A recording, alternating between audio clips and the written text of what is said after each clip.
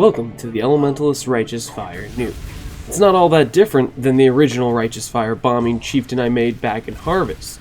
The main variation between these builds is the Ascendancy choice, along with using a bow over a shield and scepter combination. The core elements are all the same or very similar for the most part, having gear choices and passive tree mimic each other fairly closely, as they're both Righteous Fire builds with the core elements being the same. After having played both Elementalist and Chieftain at a very high investment level, I can accurately compare the two now, as I've been asked this many times. When it comes to Righteous Fire, the skill can be built successfully many different ways, and ultimately the Ascendancy will largely shape this end result. After having played both, I would conclude Chieftain will come away as more well-rounded, ultimately better at bossing with better sustain and one-shot protection, while the Elementalist will give higher damage, better AoE, and much faster clear speed. Both have their pros, both have their cons. Ultimately, both are great choices when it comes to Righteous Fire, and it will come down to your own personal preference, taste, and needs for how you build your character.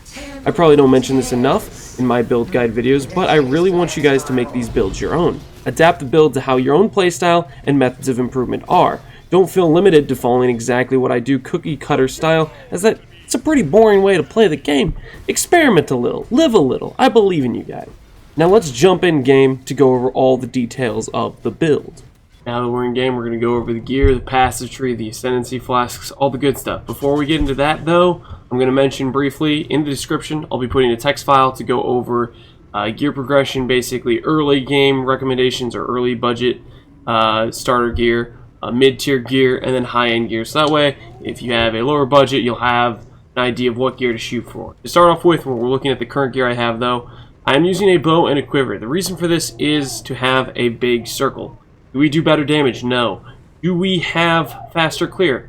Ultimately, I would say no, because shield charging around with a good attack speed from Elementalists, I feel like ends up making me faster. Because when you kill a monster, it doesn't really matter if you kill him when he's out here or right here. He's still going to chain explode and kill the rest of the screen, ultimately making the AoE from this circle not necessary. I would say that, and besides, the damage on the chains will be better with a scepter and shield, because you'll have higher percent damage and higher dot multi, both things which scale your explosions, whereas just getting a bunch of gem levels on your Righteous Fire will not scale the explosions, or scale your Scorching Ray or your Flame Wall, whatever your secondary single target setup is.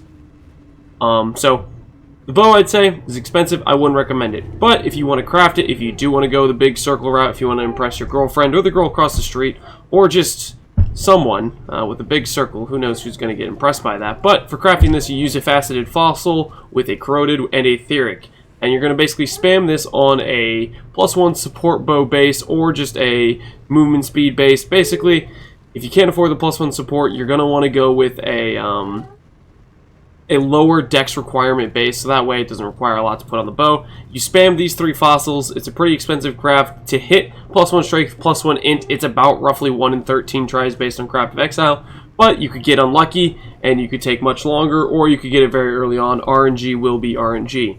And for the quiver, this is all about taking a item that already has good dot multi, a good life on it, and then using a Hunter Exalt to add the Hunter influence to the quiver, then simply bench crafting on fire res and augmenting on a fire modifier. With that, you're guaranteed to at least get 20 fire dot multi if you're augmenting onto an open suffix with fire resistance already crafted, because fire dot multi is the only other mod that can occur, and you have a 50-50 between T1 dot multi and T2 dot multi. So that goes over the quiver and bow, but I'd recommend a shield scepter combo. And for going over how to craft those or what recommendation you would want for crafting those, I would look at the previous video, which I'll link in the description, for how to craft Righteous Fire gear, and look for the shield scepter section of the video. Only things that will change for that is Fire dot multi no longer has a caster tag, so you can't do augment caster with cannot roll caster to force augment Fire dot multi on, so that's a difference. And then also you cannot force on Fizz reduction on the shield, because Fizz reduction no longer has a physical tag, which doesn't make any sense to me, but it doesn't. So those are 2 of the key points that would change in the gear crafting of Righteous Fire gear. And now let's move on to the Amulet. This is another high investment piece where we awaken orb a +1 fire with a +1 int amulet onto a marble base. After which you then simply do crafting percent fire resistance, augmenting on fire. You're either going to hit percent fire damage, most likely, or you're going to hit fire dot multi. If you hit percent fire damage first, you then will simply augment fire again for fire.multi. If you hit T2, you can basically do a process of going remove fire and then aug fire, remove fire, add fire. Basically keep doing that until you hit T1 fire.multi. Up to you how much you want to spend harvest crafting this, but those are the simple steps you take to get to the fire.multi. As for getting the regen on this amulet, we got really lucky when we just YOLO'd an augment influence modifier and we hit regen. There were like a 50% chance we'd brick it type of scenario and hit a mod we didn't want and we'd have to wipe the suffixes. So ultimately, I'd probably just go for another good resist here instead of the regen. But if you want to go really high investment, you could mess around with a similar setup I did, which is doing something like an aug influence, or you could do aug life and remove add life, and that's like a 1 in 17 or 18. It's really bad odds with how many life suffixes there are, and it'll take a while before you hit a good percent regen. After which, we have our rings. Well, now, when it comes to these rings, it's all about getting high life and resistances and flammability. If you have a Warlord's ring and you have only one open suffix and you don't have any caster prefixes, you simply are going to do an augment caster. It's a 1 in 4 chance you hit flammability, and then doing remove add caster. Basically, it'll take on average 4 tries if you don't hit it the first time because it's 1 in 4, and that'll force on flammability. After the rings, we look at our belt. This is one of the most important gear slots because you can get life recovery rate. This is straight up a multiplier to your life regen. Say you have 10% regen in your build, and you get 25% life recovery rate. You can get up to 24% on your belt if you have 20% and 20% quality from Fertile Catalyst. That's basically a 2.4% regen. If you have 20% regen in your build, it's worth almost 5% regen. So basically what I'm saying here is this belt slot is you do not want to skip on. You grab an Elder base, at least item level 75. You craft it with pristine quals. Well, first you'd quality it with Fertile Catalyst when it's a normal item because it'll only take 4 Fertile Catalysts to get it to 20% quality. Then you use pristine fossils, and you spam those until you hit decent life recovery rate, decent percent life, and decent life, ideally speaking. After our belt, we move on to our gloves. This is one of the most expensive crafts we did, and it only got us 8 fire.multi. Really, I would just recommend getting high life and .multi. Don't spend a bunch of time using Maven Orbs. We spent about 30x. Wasn't really worth it. We could have got a really good Watcher's Eye for that price, which would have added like 20 .multi into our build, and instead we settled for 8 .multi here. So ultimately, you want .multi, life, and then an open prefix to craft percent fizz to fire conversion. After the gloves, our helmet, we went with basically getting a burning support with the awakened, or not the awakened, the Maven -12 and awakened orb, those together. Because we have our main damage support for Righteous Fire in our bow, we didn't need a multi-link helmet here. But since I'm recommending Shield and Scepter to you guys, I would instead go for the 7-link Essence of Horror helmets. You want to Essence of Horror spam until you hit Conk Effect, and then you can force burning damage onto the helmet by bench crafting on fire res, augmenting fire. If you hit Immolate, it's a 1 in 50 to hit Immolate or burning damage. Simply remove your bench crafted fire resistance, remove fire, bench craft on fire res back, and then aug fire again, and repeat that process until you have burning damage with Conk Effect with the Essence of Horror mod for a 7-link helmet. After which, last but not least on our gearing, we have our chest piece. This is very high end to get the Maven Orb Explode mod with the Maven Orb Fizz taken as Chaos. The way I saved budget on this is I bought a Hunter chest piece that had tier 1 Fizz taken as Chaos and the tier 1% regen mod, and I basically told myself I'd be happy with either one of those mods. So I Maven Orb that and let the Maven Orb decide which one I got. It ended up giving us the Fizz taken as Chaos, which is really nice for some additional Fizz, basically mitigation, because we have Divine Flesh, we have a lot of max cast res, and that ends up helping us tank Fizz hits.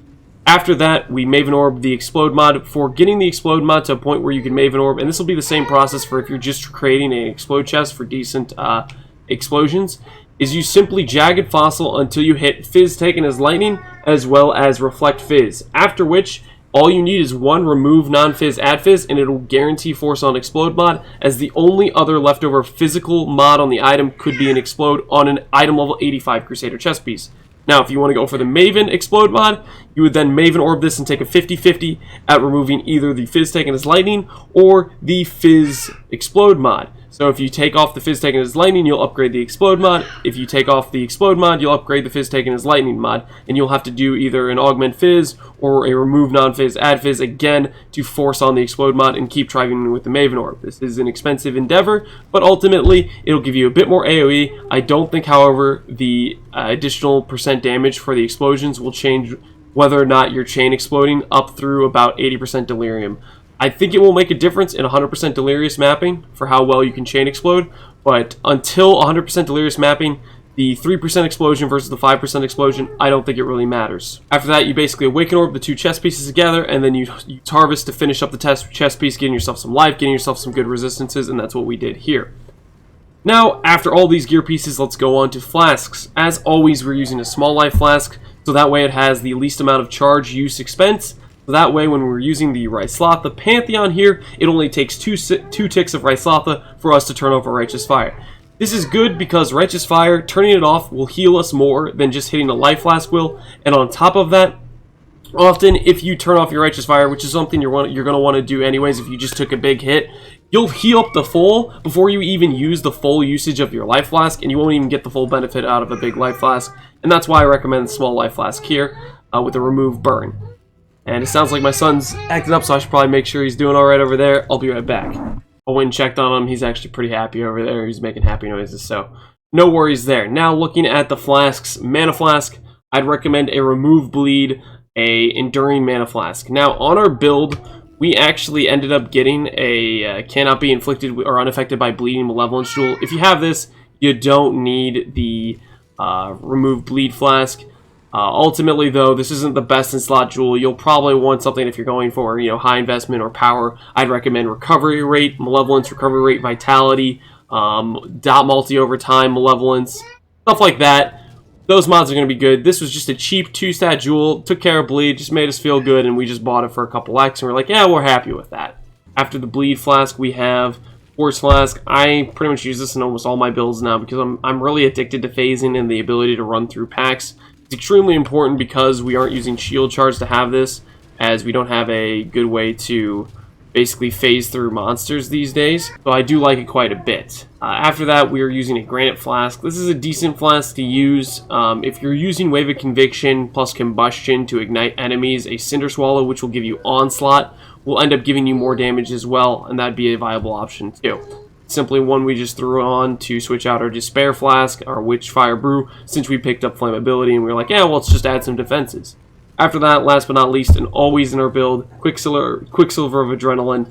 I don't think I can make a build without this. The movement speed is just feels good to pass up. Now, I'm realizing in hindsight I forgot to go over the boot slot. The boot slot, the Enchant. If you're an Elementalist, I'd recommend Regen Enchant. If you are a Chieftain, I'd recommend the Crit Enchant. The reason being is the Elementalist has the Golem, which gives a bunch of crit already, and makes our Elemental Overload uptime pretty good, whereas the Chieftain doesn't have this crit, and therefore it needs it a lot while having better regen already in the build. So that's what I'd recommend for Enchant. Other than that, really just craft yourself some boots with some high life resistances. That's what I'd recommend. Now that we've gone over the gear and the flasks, let's take a look at the gem links. Now, this is specifically for a bow setup that you'll use these links. I'll go over the 7-link helmet setup as well. It'll be Righteous Fire, linked to Elemental Focus, linked to Inspiration, Empower, Ink AoE, and Awaken Burning Damage. You could also swap this out for Conk Effect if you want more single target on your damage setup here. But Ink AoE makes this have a really big circle, and it's nice to look at. For a helmet setup, you're going to have Conk Effect and Burning Damage already linked because they're innate to the helmet craft. And for the supports, instead, you will use Righteous Fire, linked to Elemental Focus, linked to Inspiration, and then your 4th link, you could go with Empower, you could go with Efficacy, or you could go with Ink AoE. Those are kind of your options you're working with. Now, after Righteous Fire, we look at our second single target setup. This I will leave up to you guys. Scorching Ray is a nice ability to use, but it locks you down, makes you laser enemies. It isn't as good at bossing as Flame Wall is. Flame Wall will get you a similar amount of single target, while also giving you that mobility. If you use Flame Wall, you'll have to incorporate something like Wave of Conviction or Scorching Ray still in your gem links to get that exposure going, but ultimately it'll end up being up to you whether or not you want the laser beam or you want the better mobility and probably ultimately better bossing capabilities.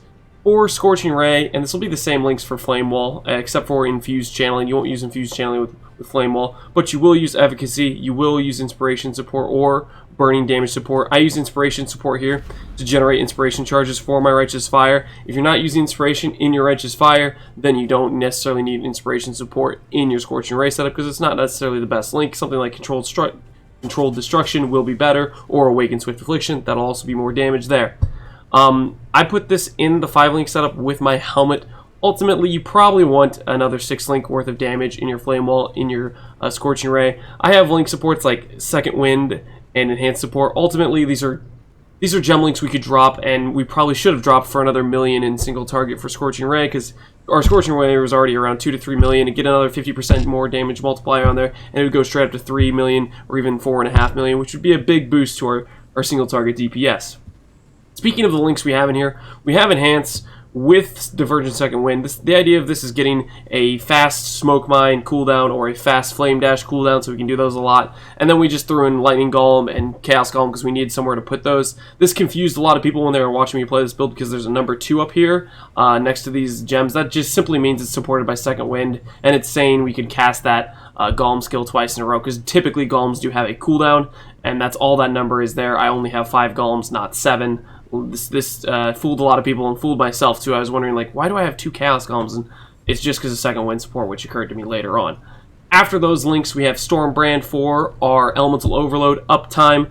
I ended up switching to this because I was clearing maps so well. I didn't really feel like I ever really needed to drop Orbistorms while mapping. Orbistorms, I think, is a better skill for mapping, because it just feels better. You cast it faster, you can keep moving faster. Once your clear gets good enough, I would really just go with Stormbrand, because Stormbrand is better on bosses. It hits faster, it procs Elemental Overload better, and it follows the boss around. Something like Cirrus is really annoying with Orbistorms, because you have to recast it every single time he teleports, whereas Stormbrand will just follow him as he teleports. And I think it might be the similar case with Maven, not sure. Haven't followed Maven enough to really feel like I know what I'm doing or know what's going on, because I've bricked it the 2 times I've tried, but we're going to get better at it. We're going to do it eventually.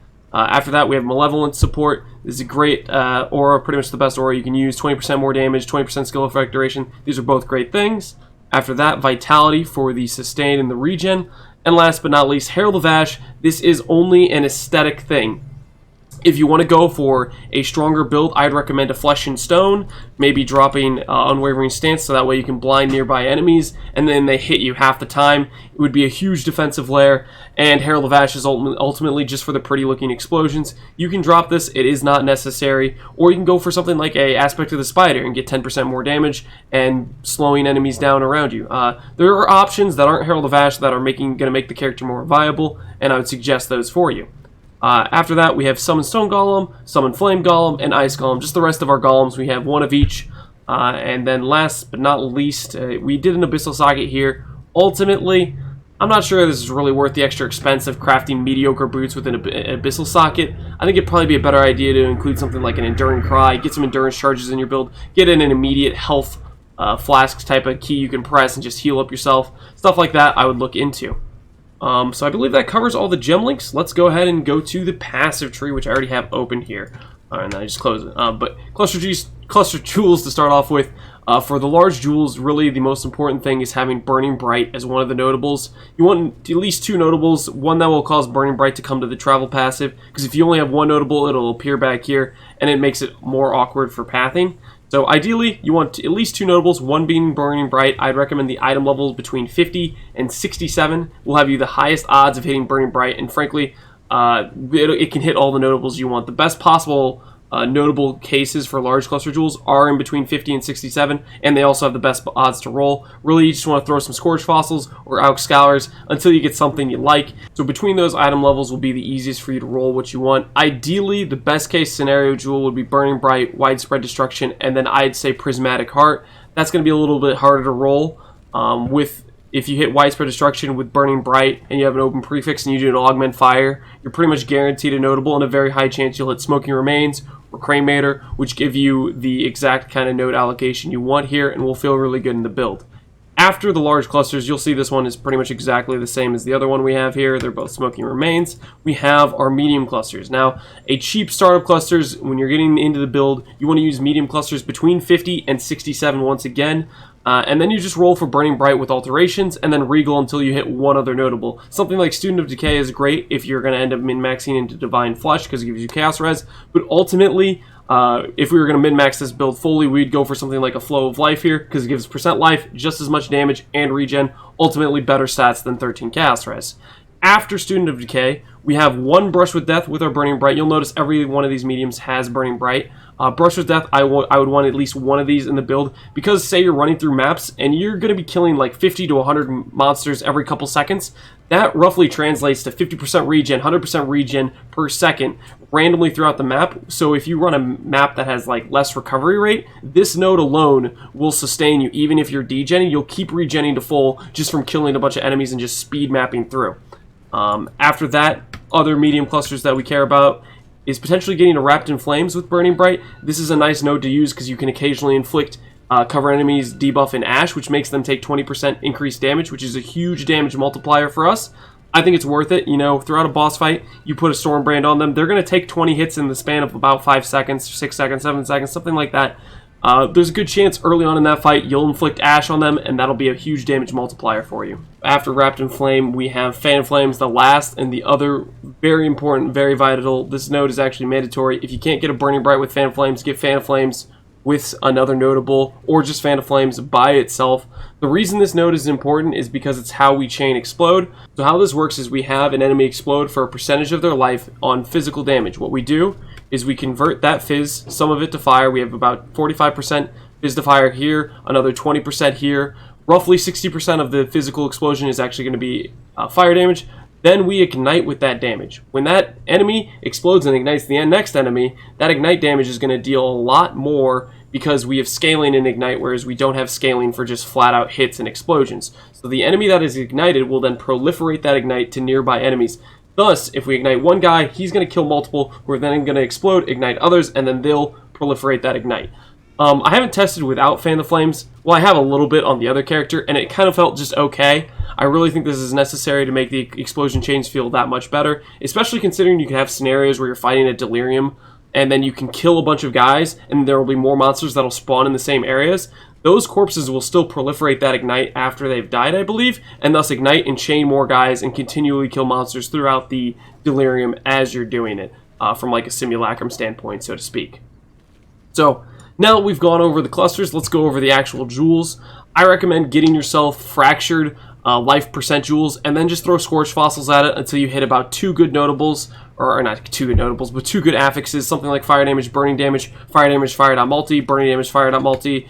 Stuff like that is mainly what I went for here. This one I had an extra res, so that was kind of like a 4 proc jewel, felt good. After those fracture jewels, you want to make sure you get a Glorious Vanity. These are at an all-time low in terms of expense. It used to be very expensive to get these jewels because of the new Atlas passives, and people are dropping Timeless jewels left and right. These are much more affordable now. They're below 70 chaos at this point. Normally this would be a 300, 400, multiple X investment into the build. Now it's at an all-time low. It's all-time cheap.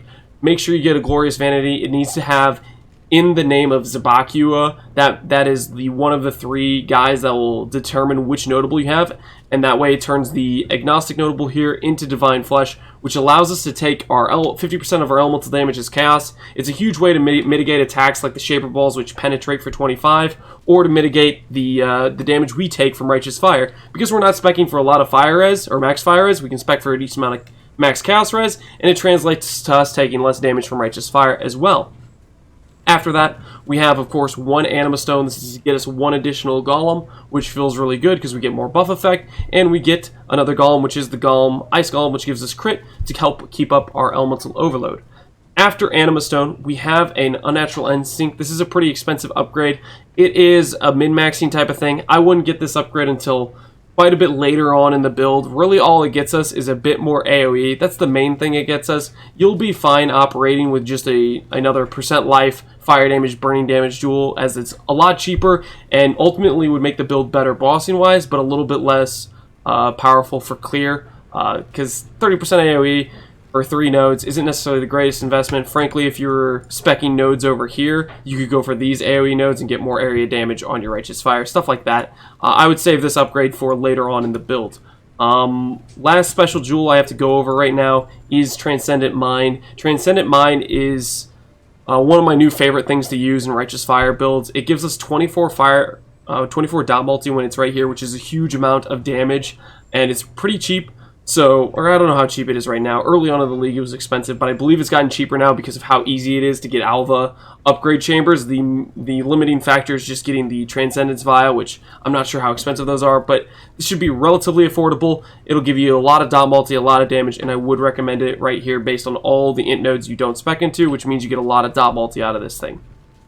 After that, we'll finish up with what we did for our Watcher's Eye. I just went the cheap route of getting it unaffected by bleeding. Malevolence Watcher's Eye. This is great for corrupted blood immunity. It's great for not dying to bleeding in maps. But ultimately, if you want to go high end, you want to go damage, go for the damage over time while affected by Malevolence Jewel, or get yourself Vitality, Life Recovery, Malevolence Life Recovery, stuff like that. I just went for this jewel because at the time when I looked at the market, this was really cheap in comparison to all the other jewels, and I was like, you know what? That'll help us get a little bit better survival. I'll be happy with that. So I believe that pretty much covers the jewels, the cluster jewels. Give you a brief look at what the tree looks like here. I'll take away my inventory so you can see it better. But it's basically we're grabbing the golem nodes here. We're grabbing dot multi or fire damage over time, fire damage over time. We're grabbing fire damage over time, life, life, life. Ultimately, one of the things I might consider dropping eventually is Unwavering Stance. I'm not sure we're to the threshold point where we don't get stunned. But if you pick up something like a Flesh and Stone and you're just getting hit 50% less of the time, maybe this could end up feeling a lot better to drop this and grab life nodes or other damage nodes on the tree. Not sure if I'm too attached to Unwavering Stance, but most of the other things, I like the pathing of this tree. Last but not least is the Ascendancy here. We ended up keeping Heart of Destruction and Mastermind Discord along with the Golem nodes. I decided I didn't really need Shaper of the Flame for the 100% Ignite chance because I could get the Explosion Chains to be to the point where they felt really good without losing my AoE from Heart of Destruction, my damage from Heart of Destruction, and that's what I ended up going with here. And because we could get a little bit of node passive point investment into 40% conversion here, 20% conversion on the gloves, and really we have enough fire damage to chain explode things and still keep our AoE along with our extra damage and still keep our golems and ailment immunity here. If you're speccing this build, you're always going to start with the golem nodes first and then the AoE nodes and exposure nodes over here. So that covers the Ascendancy. Notables, of course, are always Elemental Equilibrium, always Elemental Overload. These are huge for your damage. And one quick note about Elemental Equilibrium, I always get questions about it.